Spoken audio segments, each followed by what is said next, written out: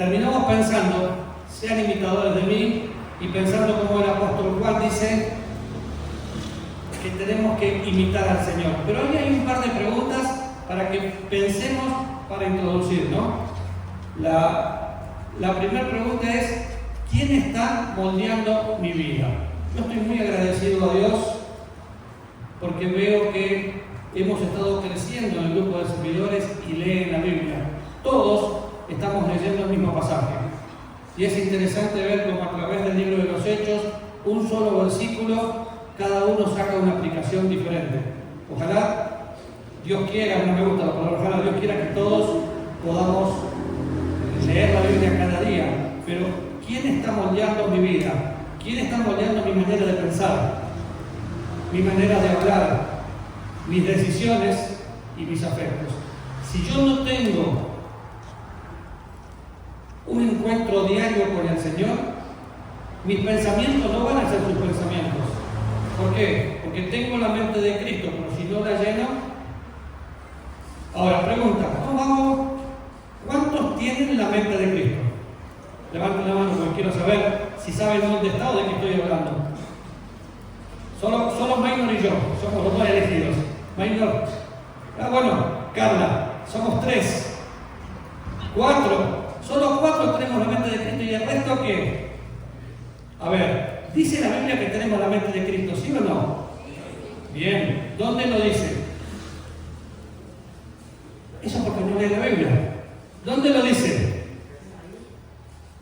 Bueno, segunda Corintios dice que en Macabeos 5:17 dice que está en Cristo nada que toca él. no, eso es 5:17. ¿En Macabeos lo dicen? No. ¿Cuántos leyeron Macabeos? Yo sí, que es apócrifo, pero lo leí para ver qué decía. Pero no, dice, mas nosotros tenemos la mente de Cristo. Es 1 Corintios capítulo 2, cuando habla del hombre natural, el hombre espiritual y lo que nosotros tenemos. Entonces, ¿podemos llegar a pensar como el Señor piensa? Por supuesto. ¿Cómo tengo que hacer para pensar como el Señor piensa? Doña Cinta, usted puede preguntar, interrumpir, aportar. Acá somos muy raros. ¿Cómo? Leyendo su palabra. Cuando me lleno, entonces mi forma de pensar va a ser afectada por mi tiempo con Dios. Mi manera de hablar, llenura del Espíritu Santo. ¿Dónde la Biblia habla de la llenura del Espíritu Santo? ¿Dónde dicen? Si ustedes tienen ganas y amanecen ese día un poco revirados, llénense. ¿Dice algo así? ¿Qué dice? No, ese está muy bien, casi perfecto como el profesor de inglés, pero eso es la morada del Espíritu Santo. Yo estoy hablando de la llenura del Espíritu Santo, y hay una diferencia. Esta está citando y muy bien, Hechos capítulo 1, versículo. A ver, ella dijo, recibiréis poder cuando haya venido sobre vosotros el Espíritu Santo y que seréis testigos, bla, bla. Hechos capítulo 1, versículo. Mi esposa hacía así 8 y yo no le hice caso. 8.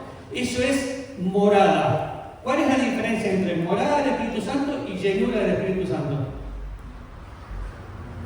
Morada es que siempre está en nosotros, Siempre. Hagas lo que hagas, vayas donde vayas. siempre va a estar. Sí. Y lo otro, Llenura. y la llenura es, digamos que a veces me siento triste, estoy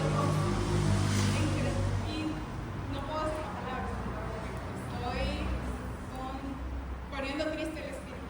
No, contristando es la palabra. Sí, pero eso no tiene que ver con llenura. Eso tiene que ver cuando el Espíritu Santo mora en vos, pecás y lo pones triste.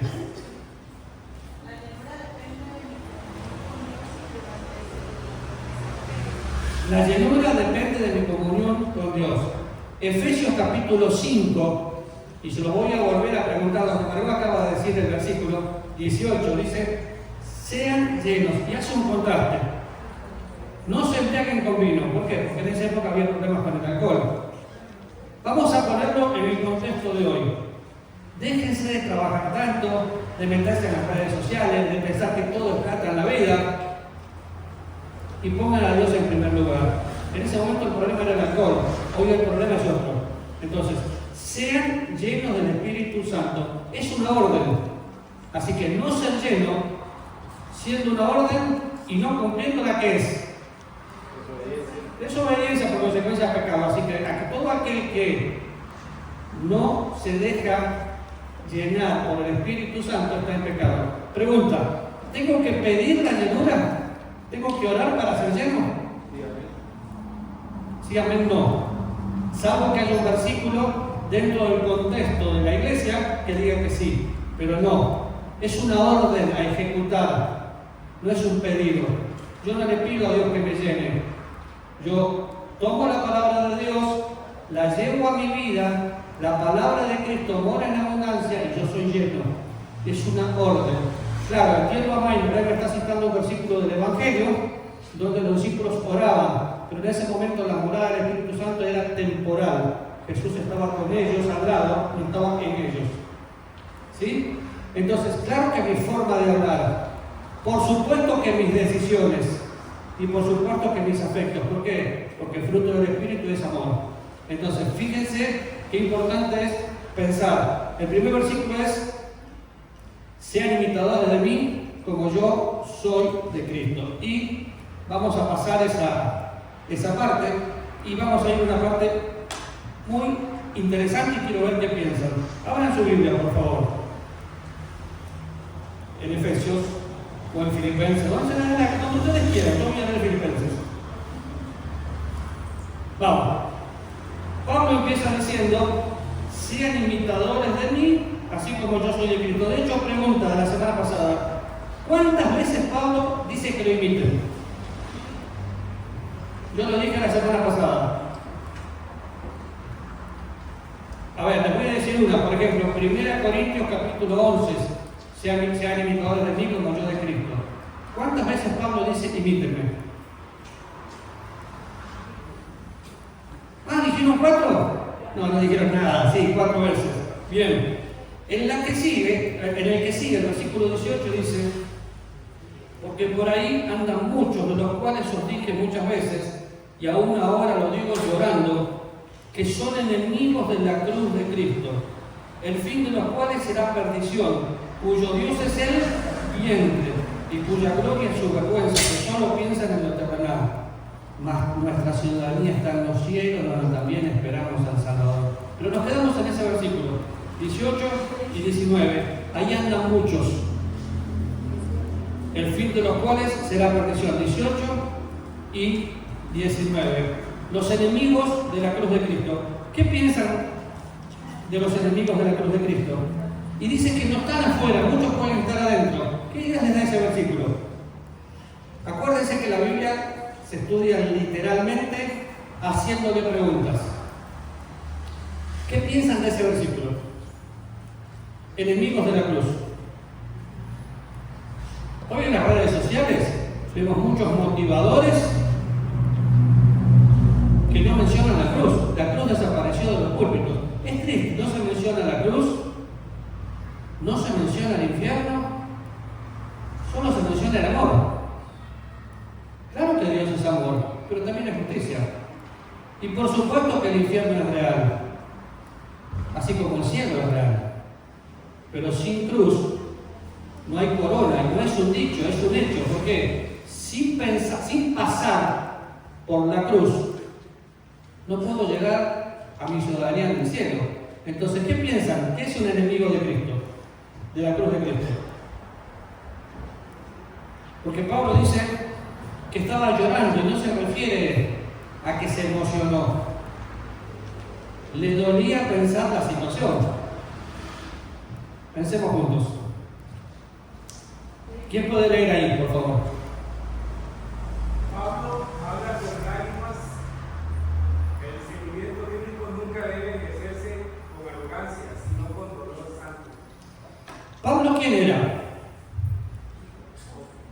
Ya sabemos quién había sido, el perseguidor de la iglesia, pero ¿quién era ahora? El predicador prominente en la gracia de Dios que estaba llevando a cabo el descubrir un misterio que había estado escondido. O sea, sabía lo que hacía. ¿Podría haber sido orgulloso? Sí, pero no estaba llorando por orgullo. Entonces, ¿qué estaba utilizando? Discernimiento, sabía que algo no estaba funcionando. ¿Qué puede ser un enemigo de la cruz de Cristo?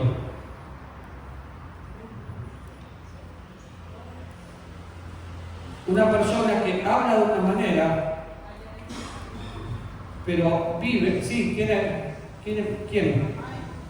Dígame.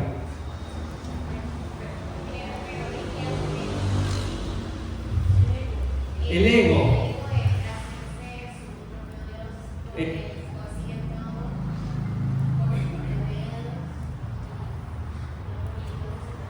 El ego, o si no escuchan acá, que vive por su propio medio, que no le da lugar a Dios. Dentro de los enemigos, en ese momento estaban los judaizantes, que hoy también están, y también los fariseos.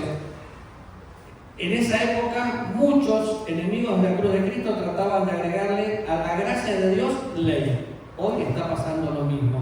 También personas que viven de una manera, entre comillas, piadosa. Por fuera parecen piadosos, pero por dentro son lobos rapaces. No importa lo que yo sé, no importa cómo vivo, pero la vida cristiana no es apariencia, no es saber lo que muestro, es quién soy. ¿Cómo te das cuenta de lo que una persona es? Podemos venir el domingo, levantamos las manos, aplaudimos, mostramos apariencia de piedad. ¿Qué pasa el lunes o qué pasa cuando estás solo? Si no sos la misma persona. Si sos un cristiano de domingo, estás en contra de la cruz de Cristo. Ahora, ¿qué quise decir?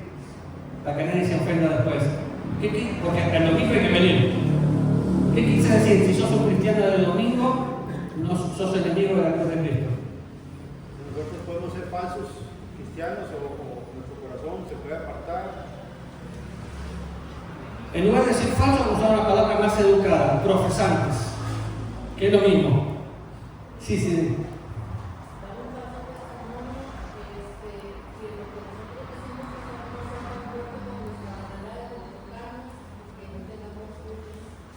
Que no tengamos fruto. Una palabra que parece que pasó de moda y la hemos mencionado muchas veces, ser íntegros, ser la misma persona el domingo que el lunes. Alguien puede estar aquí hoy, me presta la cara, me hace preguntas, pero no nació de nuevo. Entonces, cuando sale de acá, no puede mostrar lo que no es. Yo no le puedo pedir al árbol de naranja que dé peras. Pero fíjense, Pablo no habla con lágrimas. El discernimiento bíblico nunca debe ejercerse con arrogancia, sino con dolor santo. Y yo tengo que discernir. Y santidad es un estilo de vida. Yo entiendo que la teología te va a decir santidad práctica, santidad posicional, santidad progresiva. Ustedes ya saben lo que yo creo. Soy santo porque Él es santo. ¿Cuándo? En toda manera de vivir.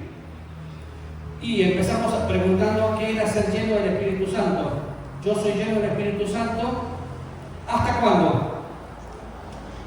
¿En qué momento de que ser lleno del Espíritu Santo? ¿No? Cuando te morís, dejas de ser la morada del Espíritu Santo porque pasás a vivir en la plenitud de la presencia de Dios.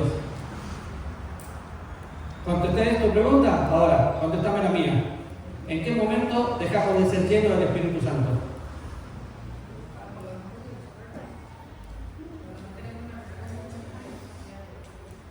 En el momento que pecamos, la echamos a perder. Ensucio mi santidad y la eché a perder. Por eso tenemos el recurso de la confesión. Ahora, bueno, yo sé que se ve, bueno, más o menos se ve, porque tiene esa mancha blanca que me equivoqué al poner el fondo. Estos enemigos de la cruz muchas veces se infiltran dentro del ambiente religioso usando un lenguaje cristiano mientras viven abiertamente en la contradicción del Evangelio. Eso es. Ay, esos fanáticos, Dios te bendiga, el Señor esté con nosotros. Y sabemos que nos ha pasado en esta congregación y en muchas, gente que entra deporte lamentable tiene músculo, y capaz que sí, porque se mueve.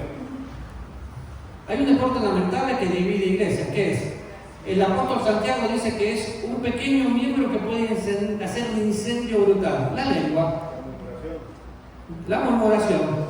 Hablan del Señor, pero murmuran. Es una contradicción. ¿Por qué? Para que haya una persona que hable mal, tiene que haber un oído que esté escuchando. Ahora, también me ha pasado. No estoy de acuerdo con lo que acá se hace. Si no estás de acuerdo, tenés dos opciones: acomodar tu corazón o irte, pero no murmurar. O hay otra opción: si empiezo con eso, mejor no me siento pertenencia. Pero qué interesante, porque está lleno hoy de personas que hablan en contra de la cruz de Cristo. Tenemos que discernir no solo lo que una persona dice, sino lo que su vida ama. ¿Cómo sabes lo que una persona ama? Yo puedo decir que amo a mi esposa, pero si no la trato bien, no le estoy mostrando que la amo. Para que yo ame a Dios, los que aman a Dios son conocidos por Él, pero para que yo ame a Dios, la Biblia dice que el que ama a Dios se deleita en practicar sus mandamientos. Entonces, una vida que ama a Dios se va a congregar porque es natural, va a orar porque es natural, y todo lo va a hacer porque es natural. ¿Por qué? Porque está enamorado. Y cuando amo, recibo amor. Entonces tengo que pensar, ¿a quién tengo a mi alrededor? Es interesante ver y estudiar la palabra influencia, porque la vemos mucho en la Biblia. La influencia que Eva ejerció en Adán, ¿a dónde nos llevó? Acá, donde estamos hoy, por culpa de ellas. La influencia que el diablo ejerció en Eva, ¿a dónde nos llevó? A que tener una Adán, que no sé dónde estaba cuando Eva estaba coqueteando ahí con... Pero qué interesante, la influencia que Daniel tuvo en sus amigos. ¿No fue diferente? Daniel no le dijo: muchachos, les voy a obligar a que coman lo que yo como. Daniel propuso en su corazón no contaminarse, y su vida marcó la diferencia e influenció a sus amigos. ¿Sí o no? ¿Se dan cuenta que nosotros podemos influenciar? Ahora, todos recibimos influencia y todos influenciamos. La pregunta es: ¿qué te está influenciando? Porque es interesante pensar en esto. Cuando pienso en personas que no aman la cruz de Cristo, su fin es la perdición. O sea, su destino está sellado. Yo creo que hay muchas personas que están dentro de la nómina del cristianismo que no son cristianos. Y es lamentable que hoy se les llama cristianos. Hay más denominaciones que las que podemos pensar. En un compañerismo de pastores que nos acompañó doña Silvia, la persona que dirigía dijo que había 22 grupos de bautistas diferentes. En eso éramos 70 más o menos. Había 22 grupos de bautistas. ¿Y quién? No te pregunté, tranquila, yo siempre señalo así. Había 22 grupos de bautistas diferentes. ¿Y quién? Y yo. ¿Por qué? Porque no me interesa pertenecer a ningún grupo. No soy bíblico bautista, no soy bautista misionero, no soy bautista rebelde, soy cristiano. ¿Qué me congrego en una iglesia bautista? Pero esas divisiones han hecho mucho daño. Amén. Entonces, dentro de iglesias bautistas, pentecostales, metodistas, poner el nombre que quieras, hay mucha gente que no ha nacido nuevo. Su fin es perdición. Después dicen: su Dios es el vientre. Sí, porque viven gobernados por sus apetitos y por sus deseos. No está mal tener deseos, pero cuidado con lo que deseamos. Vamos a 1 Juan, capítulo 2.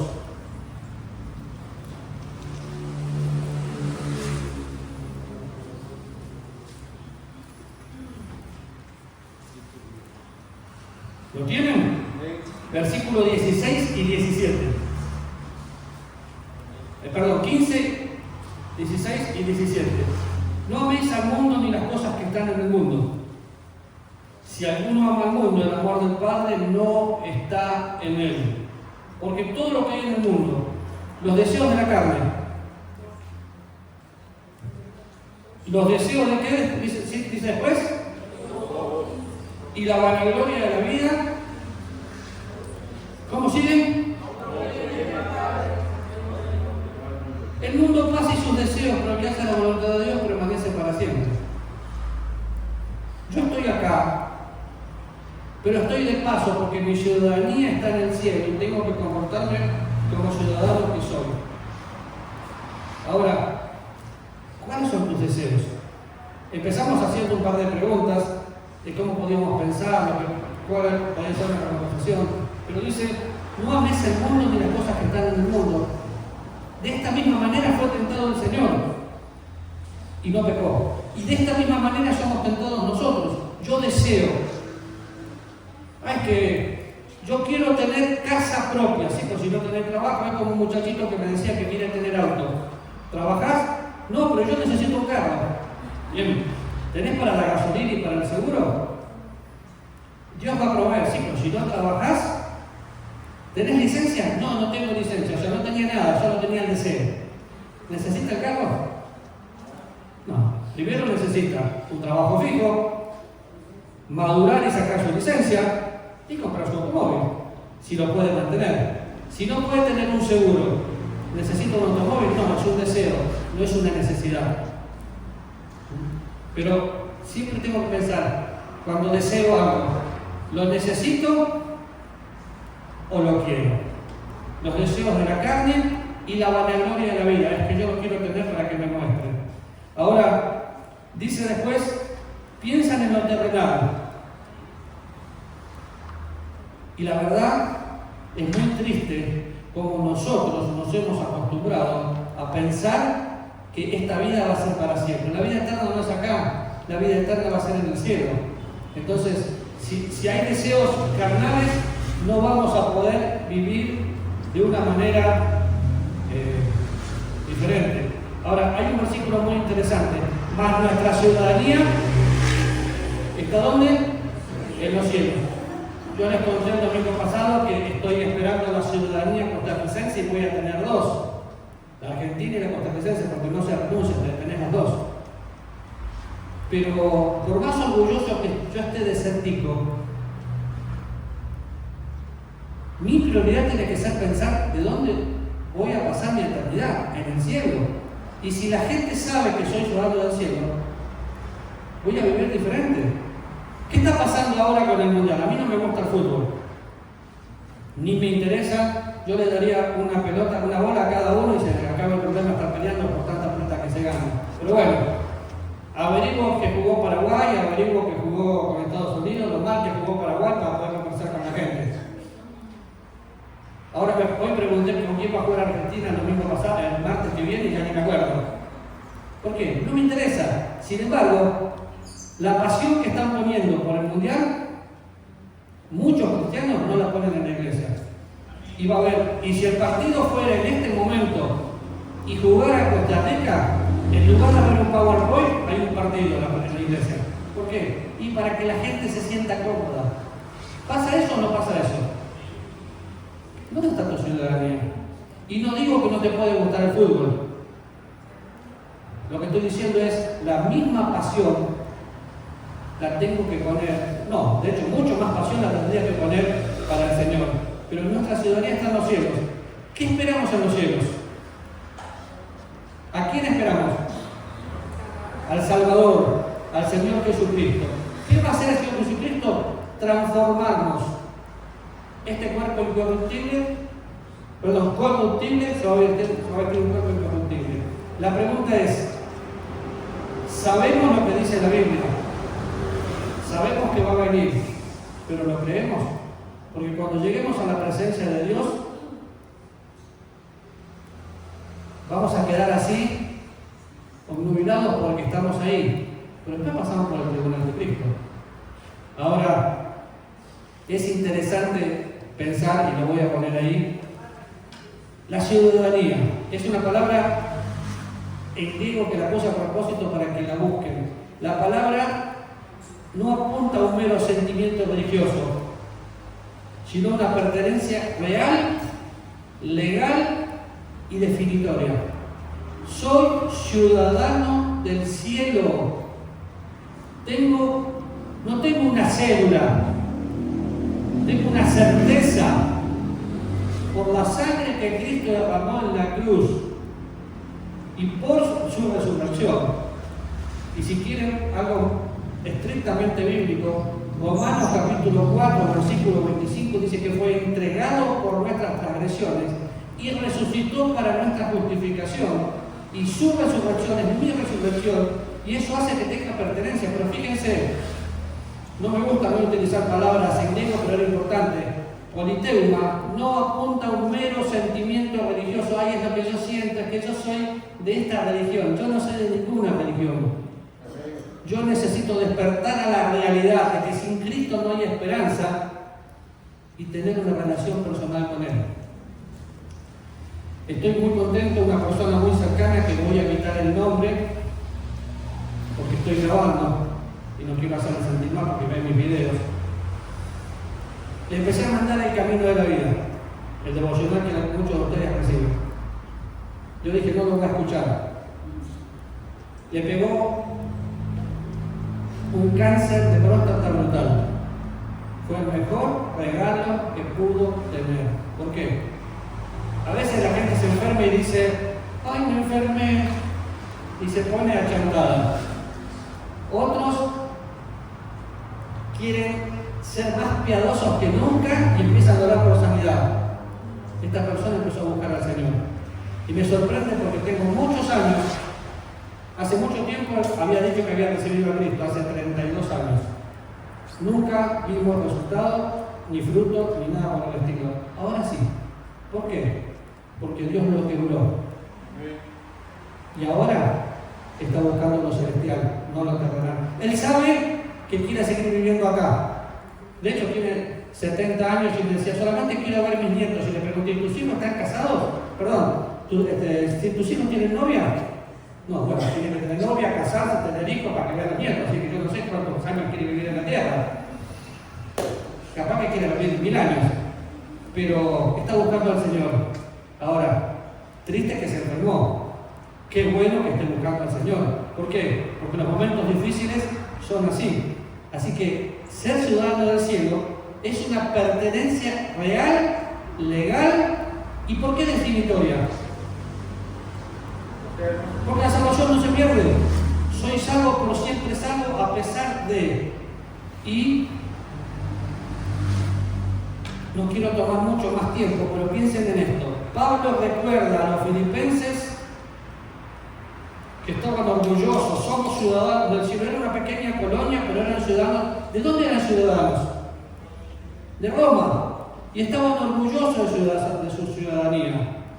Pero Pablo le dice, hay una ciudadanía que es mucho mejor, y es la celestial. Hagamos una comparación práctica. Si usted tiene que elegir entre ser tico y ser ciudadano celestial, ¿qué elige? No me lo conteste.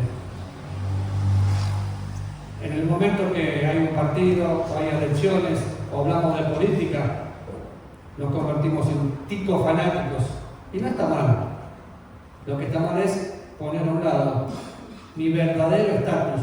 Soy ciudadano del cielo y tengo que vivir de esa manera. Y miren qué interesante.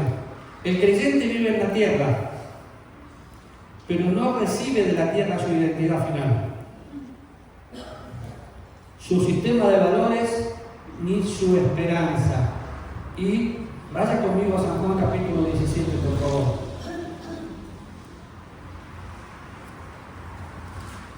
Es hermoso pensar en Juan 17, cuando el Señor, antes de ascender al cielo, hace una rendición de cuentas.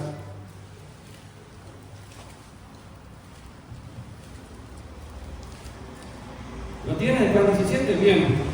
Vamos al versículo 13 en adelante, yo lo voy a leer por ustedes. Pero ahora voy a ti, y hablo esto en el mundo, para que tengan mi gozo cumplido en sí mismo.